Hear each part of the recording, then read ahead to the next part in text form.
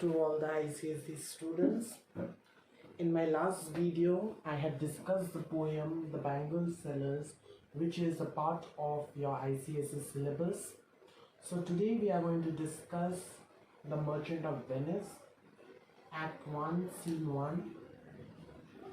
So if you have not subscribed my channel till now, please do and like the video and comment and share as much as you can. I hope it helps you. So to start off with Act 1 Scene 1, I'll just give you the description first of the scene. I'll give you the brief details, then we'll look at the book and understand it line by line. So first we will look at the characters in this scene. First we have Antonio, who is the merchant of Venice himself. We have Salarino and Celanio, who are Antonio's friends. We have Bassanio, who is Antonio's best friend or the most noble kinsman. We have Gratiano, who is Antonio's another friend, and he's a bit of hilarious friend. He's a very funny type of man who makes everybody laugh, and he's very hilarious. So I've used the word hilarious. You can note it down, please do. So we also see Lorenzo, who is just seen a bit in this scene, but he's the hero of the of the Jessica and Lorenzo story, which we are going to read further. He is also Antonio's friend, and we see Portia, who is not introduced actually, but Bassanio talks of her to Antonio.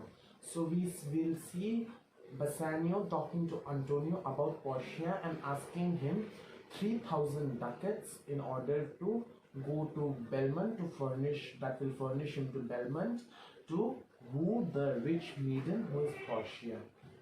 This scene is a part of the Bond story. So as it is the starting of the Bond story, because Bassanio for Portia has to go to Belmont, and for that he asks Antonio, his friend, to lend him money, 3,000 ducats. So that's where the Bond story begins. So we will look into the details of this scene line by line in the book, and please keep watching the video till the end. Let's move to the book now. So now we have reached the book, and we are going to start this scene line by line. So let's look at it. First we will go through the summary.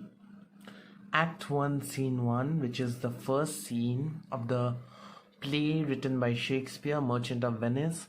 I'm actually making this video for students who are newly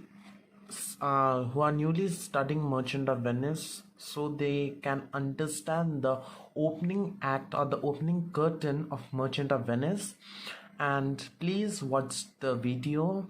It'll surely help you in your exams and in your ICSE, because Act 1 Scene 1 is a scene very important, and it's a bit difficult from the other scenes of Merchant of Venice. We have many comparisons. So let's start. The opening scene gives the exposition, the situation on which the story is based. We are introduced to Antonio the merchant, who gives the title to the drama. I have already shared it with you that Antonio is himself the Merchant of Venice. Interested is heightened by showing him in a melancholic mood. So the Shakespeare, who is the writer, he wants to emphasize on Antonio's melancholic mood to make the play more interesting, or to make the opening curtain more interesting. Salarino and Celanio, his friends, give various reasons for his sadness and try to bring him out of it. Bassanio, the closest friend of Antonio, asks him for a loan from him in order to present himself as an eligible suitor to Portia, a rich heiress of Belmont. So Portia is a rich heiress left in Belmont, and Bassanio wants to go to Belmont, wants to furnish himself to Belmont, and so he needs a loan from Antonio in order which Bassanio will be furnished to Belmont and he can marry the rich maiden or the rich heiress who is Portia. So, okay, this is clear. But now what happens? Antonio's ships are still at sea. So Antonio's ships are sailing at the sea and he has no ready cash. So Antonio's ships are at sea and he has no ready cash at present, okay, with him. But he authorizes Bassanio to use his good name for credit and get a loan from the moneylenders. So he says on Bassanio that go to Venice and ask a loan by my name and let's see what my good name can do in Venice, okay? And the amount is 3,000 ducats, okay? We have not come across it till now, but I am informing it to you. The amount is 3,000 ducats. And these are some important points. After we finish this scene, I'll come to it. Please emphasize, okay? Now pay attention. Scene 1, Venice, a street. Enter Antonio, Salarino and Salanio. Please note it because the examiners very often ask where does the scene take place and who are present. So please emphasize in this, okay? Venice, a street. Enter Antonio, Salarino and Salanio. So now Antonio, in sooth, I know not why I am so sad. It wearies me, you say it wearies you. I have written the meaning for you here. In truth, I do not know why I am so sad. So even Antonio does not know the reason for his sadness. It wearies me, you say it wearies you. So my sadness makes me worry. And you people say it makes you worry too. Understanding? So Antonio's sadness worries him. And so Antonio now says that it worries his friends too. But how I caught it, found it, or came by it, what stuff it is made of, whereof it's born, I am still to learn. So in very brief, I'll go. Antonio does not know at all what is the reason for his sadness. He is completely unknown. He is completely blind and he does not know at all that how did his sadness come, from where did it come, why did it come. He is completely unknown of it. Okay. And such a want with sadness makes of me that I much ado to know myself. So this sadness, Antonio says, this sadness makes of me a funnier character. Okay. This sadness makes of me a funnier character, that I am much ado to know myself. I look funnier in front of others and cannot recognize my own self. Antonio cannot recognize his own self. With this sadness, we'll read the speech once more. In sooth, I know not why I am so sad. It wearies me, you say it wearies you. But how I caught it, found it, or came by it, what stuff it is made up of, whereof it's born, I'm to learn. And such a want with sadness, want with means funny sadness makes of me. The sadness makes me funnier, that I much ado to know myself. Now we will come across the speech of Salarino. So who is Salarino? Salarino is a friend of Antonio. Now what does Salarino say? Your mind is tossing in the ocean. Salarino says, your mind is tossing in the ocean. So Antonio, your mind is traveling in the ocean. There where your argosies with portly sail, there where your ships are sailing. Okay. So of course you'll notice that if somebody has a business, most of the tension are regarding to the business. No, people's tension are mostly regarding to their occupation or business or jobs. So even Salarino makes the same assumption and says your mind is tossing on the ocean, There were argosies with portly sail, like signors and rich burghers on the flood. So your Antonio ships are very mighty. They look like the merchants of the sea, the rich people of the sea, or as it were the pageants of the sea, do overpeer the petty traffickers. So think Antonio ships are going, okay? This is Antonio ship. This is Antonio ships, and there are small ships too. So Antonio ships is the mighty one, is a merchant, and those small ships are compared to the farmers, the pigeons of the sea. Okay, and the Antonio ships overpeer it. It does not means even look. It overlooks it. Okay, and overtakes it. I've written the meaning: overtake, overlook.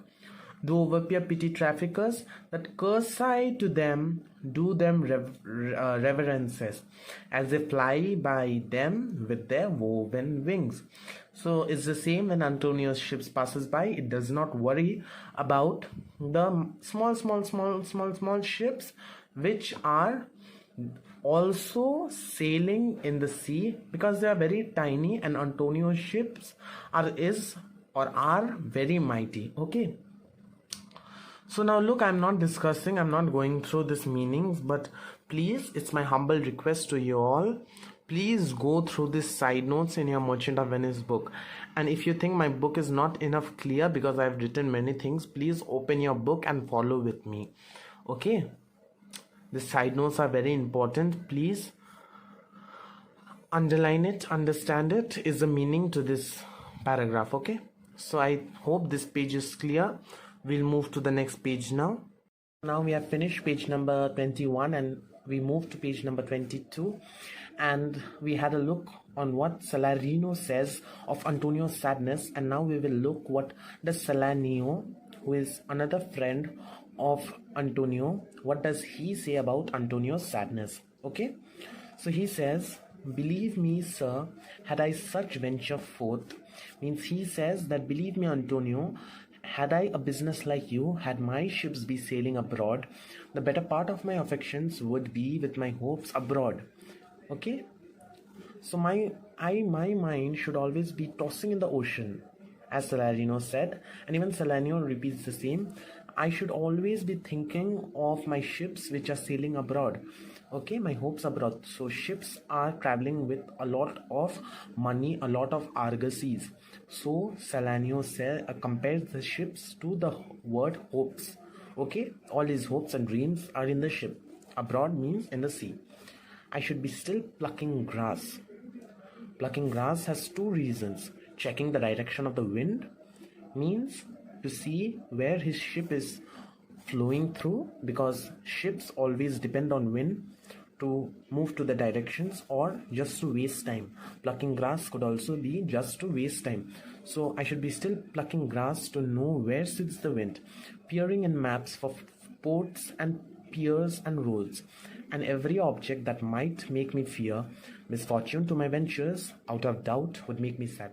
So I'll be very brief with this following lines.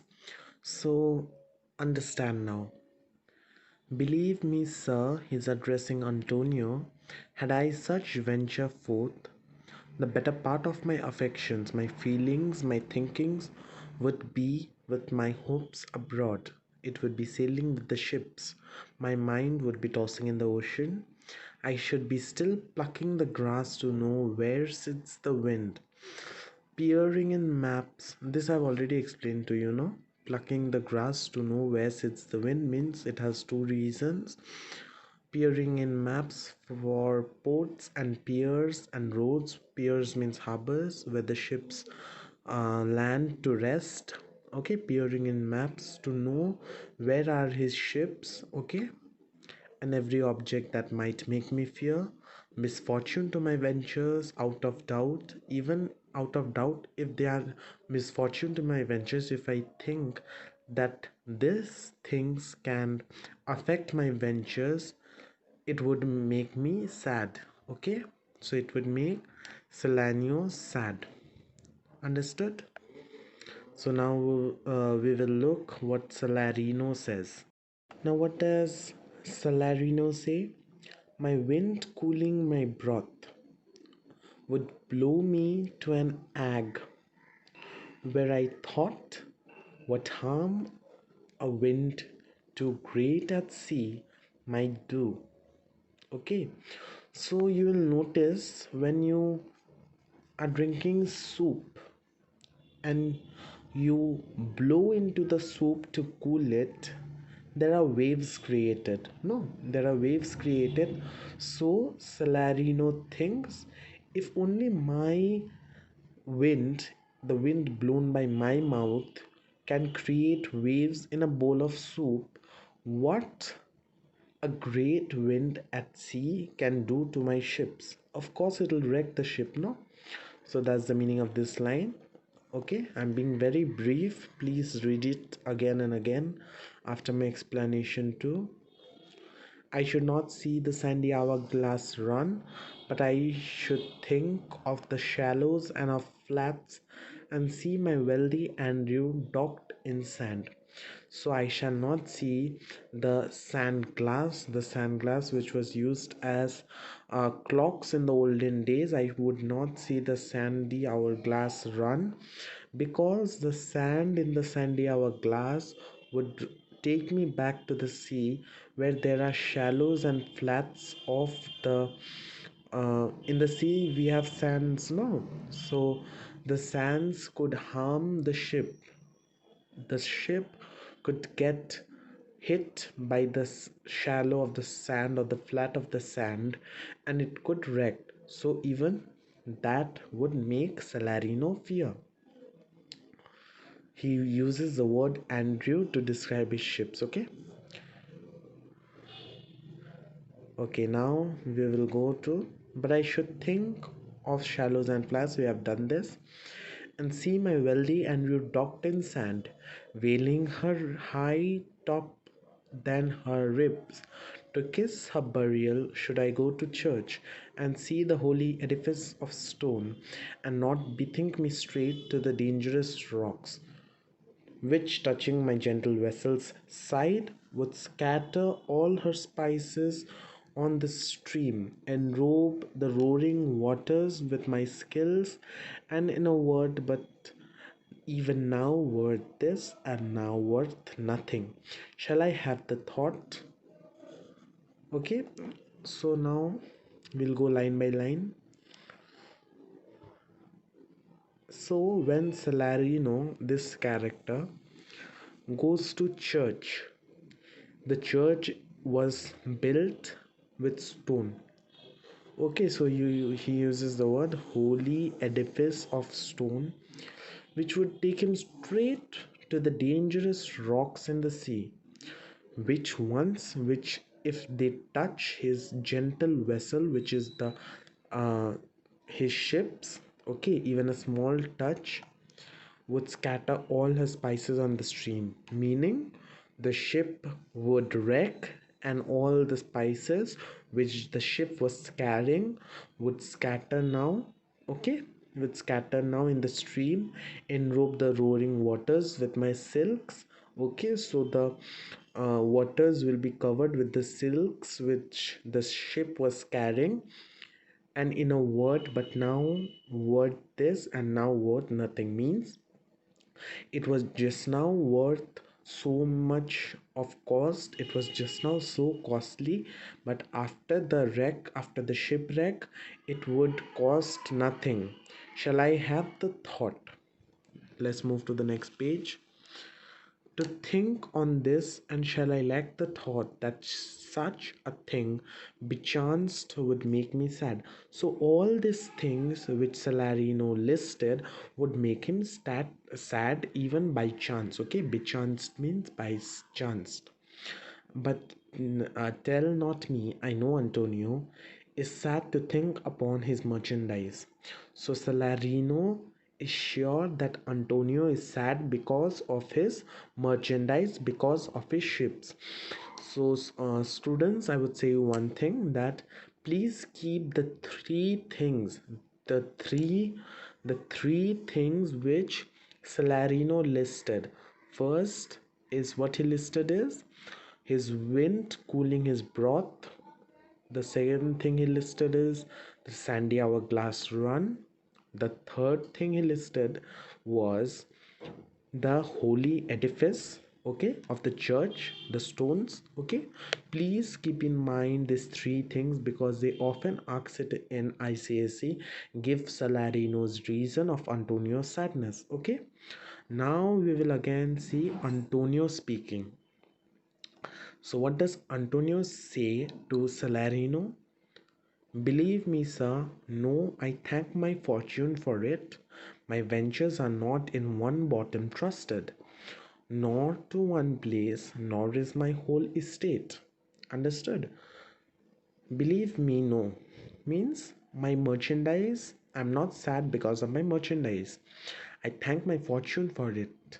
Means I thank my mind, I thank my heart because they do not make me sad because of my merchandise, because of my ships. My ventures are not in one bottom trusted. So all my ships are not traveling in one direction, but they are scattered in many places. Some are in England, some are in other places, some are in West Indies. So they are not traveling in one place. Okay, and they are not one bottom trusted. Means if one ship wrecks, it does not fail my whole business, because my business, my merchandise does not depend on one ship alone.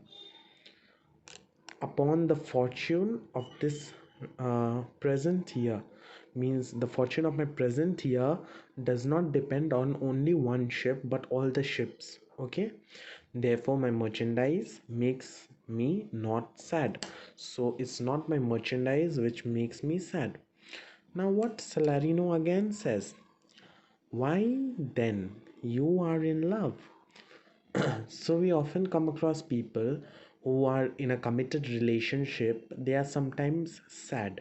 So even Salarino says that why then you are in love, means that means you're in love. What does Antonio reply? Fee fee, means shame shame, means what Antonio is not in love either, okay. Shame shame, he says to Salarino. Now again, what does Salarino say? Not in love neither. Then let us say you are not sad. Then let us say you are sad because you are not merry, and 'twere as easy for you to laugh and leap and say that you are merry because you are not sad. So I'm not going into the details. Okay, I'll just explain you the meaning. So this means that if you are not sad, you are happy, and if you are sad, you're not happy. That's the same thing what Salarino is saying in this lines. Clear? Not in love neither, then let us say you are sad because you are not merry, and 'twere as easy for you to laugh and leap. So Antonio can laugh and leap and say you're merry because you're not sad. It's very, very easy. Please read it by your own ones. It's very easy to understand. So now this part is a bit hard. It's not hard, but if you read it, you'll understand. Now by two-headed Janus, nature hath framed strange fellows in her time. So Janus, I'll read the side note. Janus, a Roman god of doors, who had two faces, one frowning, the other smiling, one head looking inwards and the other looking out. He is referred here to indicate that nature creates two different types of men with different outlooks. So this means that nature has framed strange fellows like Janus. Sometimes we say no to our friends when we are angry at them, are you are two-faced. So that makes same. So here Salarino is comparing Antonio to Janus, okay. He's saying that Antonio, you have two faces like Janus, but he's saying it indirectly, okay. You have two faces, one is laughing and one is sad. Understanding? If you don't understand, please write in the comment section, Okay, write a comment in the comment section if you are not understanding. I'll try explaining it again. Nature hath framed strange fellows in a time, some that will even evermore over peep through their eyes, and laugh like parrots at a bagpiper. Very simple. Some are like they laugh at silly things. Okay, I'm not going into the details because the video will be too long then. And laugh like parrots at a bagpiper, and others of such vinegar aspect that they'll not show their teeth in a way of smile, though nesters swear the just be laughable. So some are like they laugh at silly things, and some are of such vinegar aspects that they will not laugh at anything, though Nestor and old and wise Greek general who fought in Trojan War, a joke had to be extremely funny if Nestor laughed at it. Okay, even Nestor would laugh, but these people, this melancholic or this people of vinegar aspect would not laugh. So nature hath framed two fellows. One is like parrots who will laugh at a bagpiper. A bagpiper is a man who plays sad song in a bagpipe. And some are like, even if the jest be is laughable, they will not laugh. So please read these two lines very. It's very important for your ICSE too. And Janus, please read the side note on Janus because it's very important. So we have completed this 2 pages now. 23 also we have completed. Now we will move to the next page. So now we have Salanio. Here comes Bassanio, your most noble kinsman. I had mentioned this word to y'all before also. Noble kinsman means best friend. So Salanio says, here comes Bassanio, means Bassanio is coming. Graciano and Lorenzo with, so Bassanio is accompanied by Graciano and Lorenzo. So now Salanio says, very well, we leave you now with better company. Okay, means now we will leave you with your better friends and we will take a leave. Understanding? Here comes Bassanio, your most noble kinsman, Graciano and Lorenzo. Very well, we will leave you now with a better company. And again Salarino says, so Salarino and Salanio are best friends, and Antonio and Bassanio are best friends. So now again Salarino says, I would have stayed till I had made you merry, if worthier friends had not prevented me. So see how does Salarino speak. So Bassanio and Graciano and Lorenzo were just coming, and now Salarino says that they are preventing Salarino and Salanio to their efforts to make Antonio marry, but they did not do so. We know now. Antonio gives them a kick in the jaw. Okay, he gives them a kick in the jaw, saying, your worth is very dear in my regard. So you are very dear to me. Even you are as dear as Bassanio to me. Okay, he addresses Salarino and Salanio. I take it your own business calls on you. Means, I think that your own personal work is calling you and you embrace the occasion to depart and you want to depart now. Understood? So this is part 1. Okay, from this enter Bassanio, Lorenzo and Graciano. I'll do in the next video Merchant of Venice Act 1 Scene 1 Part 2, or otherwise the video will be too long. So do subscribe to my channel if you like the video, like, comment and share and grow the channel, and press the bell icon to never miss a notification of a video. So bye bye for today and thank you for watching.